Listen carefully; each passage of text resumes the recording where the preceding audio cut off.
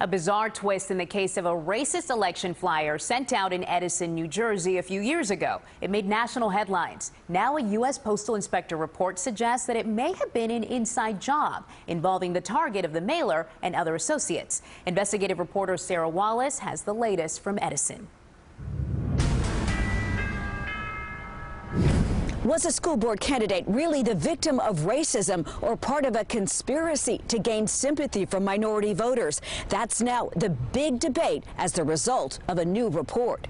This is the flyer that put Edison, New Jersey on the map for all the wrong reasons. The headline, "Make Edison Great Again," with a Deport logo under a photo of school board candidate Jerry Shi and his running mate. The flyer screamed, "The Chinese and Indians are taking over our town." At first, the flyer looks as if it comes from some hate group, and we thought that might be the case, but when we brought in the people and interviewed people, the testimony didn't point that way. Township Councilman Bob Deal led a committee that collected evidence and called in witnesses to testify. Okay, if you look here. Even Shi, who refused to cooperate with postal inspectors, later brought in to conduct a forensic investigation. Yes, they came, and the time was not right.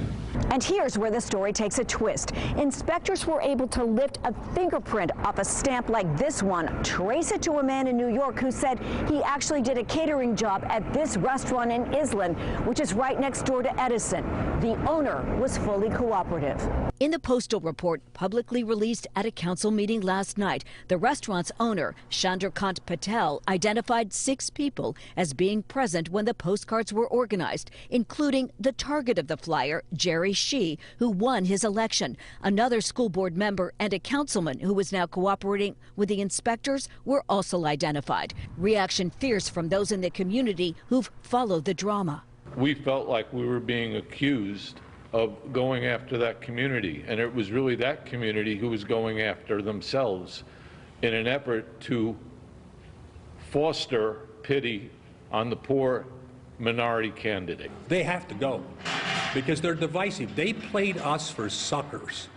They used us for their own political gain. We were unable to reach the officials identified in the report except for Jerry Shi, who said in a statement, "I, Jerry Shi, have never been to Chow Patty with boxes racist flyers. Chandrakant Patel's claim of me delivering or putting stamps or labels on racist flyers is flat out lie." Councilman Deal says they want assistance from state and even federal law enforcement to delve deeper and to determine whether any crimes occurred. Well, let's bring the FBI here, because with all the testimony and evidence we do have, I've said if I had the FBI here, this would be done by tomorrow. Some of the officials named in the report have now gone on social media, saying this is the real dirty politics and even threatening lawsuits. From Edison, Sarah Wallace, News 4 New York.